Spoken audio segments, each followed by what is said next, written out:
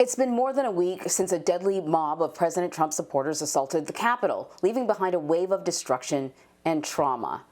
6 people died following the riots, including Capitol Police Officer Howard Liebengood, who died by suicide just a few days after. Sources tell CBS News that the attack has demoralized the Capitol Police Department, and mental health and suicide prevention resources have been made available to the officers.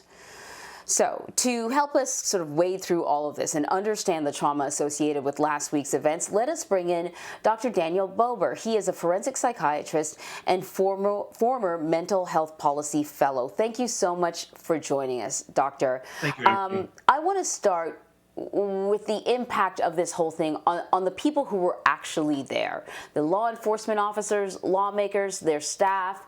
I was talking to my husband as we were watching some of the images on TV, and he said, it would be like us just sitting here like we are right now, and suddenly 50 people came storming through our house. How unnerving would that be? And to see those images of lawmakers cowering under seats, putting on gas masks. Can we just talk about kind of the lasting psychological effect of experiencing something like that?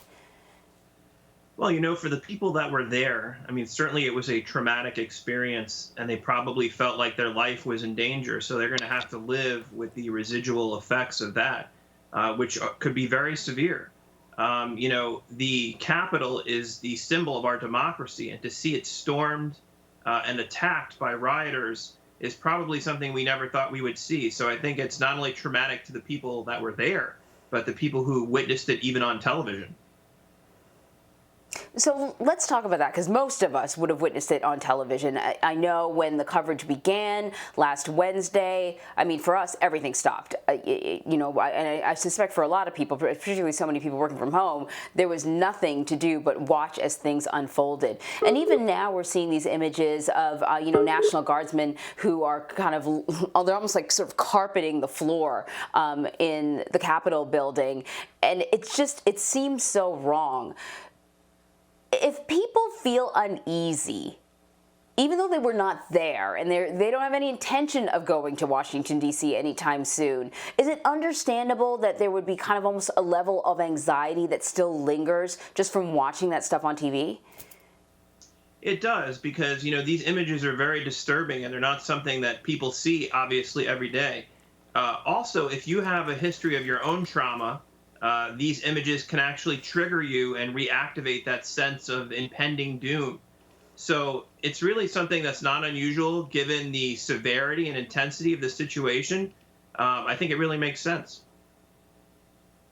And I guess we can't ignore the fact that all of this is happening in the middle of the COVID-19 pandemic, where sort of the rhythm of our lives have changed, dramatically. And it's been almost a year now, and it's still sort of very difficult to get used to. So we were already kind of operating at a higher level of uncertainty, and this just sort of piles on. Absolutely. There was really never any good time for this to happen. But with the social isolation, the economic devastation, the illness itself, this was really the perfect storm. And it has been very traumatizing for people. Okay, so then I have a couple of questions. First off, how do you know that you're not dealing with this stuff well? How do you know if a loved one isn't dealing with this stuff well? What should you be looking out for? Sometimes people get really quiet and you just think, oh, they're fine. And you don't realize that maybe they're struggling. So what are some of the sort of key things that you look out for? And you go, this isn't just anxiety from reading the news. This is elevated now. So you really have to look at people's daily functioning, right? Are they sleeping? Are they functioning at work? And all this is compounded by the fact that so many people are doing things online now that it may not be as apparent as when they were actually going into a physical structure. So I think anything that is affecting people in a way that they can't, go through their normal routine, whether that's work or school or interpersonal relationships, then I think it's time to seek professional help. Mm-hmm. And now I want you to leave us with some news you can use. You feel like you're struggling. You're going down these sort of, internet rabbit holes where you're reading more and more of this stuff, or you notice a family member doing that. Give us some tools. What do you tell yourself, or what do you tell that family member to help them kind of course correct? So I think some good tips are to limit your information on social media or news exposure that you may find disturbing or traumatizing. Make sure that you're exercising, that you're getting plenty of sleep, and that you are, practicing mindfulness either through yoga or meditation.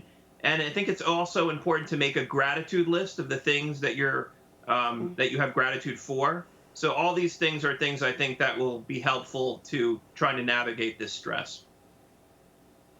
I think that gratitude list is such a brilliant idea. I was reading a comment with sort of one of my friends online, and it was something to the effect of, why am I always being punished? And I thought, that person's got a great life. Why do they think they're being punished? And sometimes we sort of have to step out and, make that list to realize, actually, as disturbing as a lot of this stuff is, sort of the main components of our life are in place. We are with people that we love. We have shelter. We have food, and we'll be okay. It'll be okay. But sometimes you need a reminder. Dr. Bober, thank you so much. Thanks, Anne-Marie. So if you feel that you or anyone you know may be struggling during this time, here's the phone number you need to know: 1-800-273-TALK to speak to someone at the National Suicide Prevention Lifeline.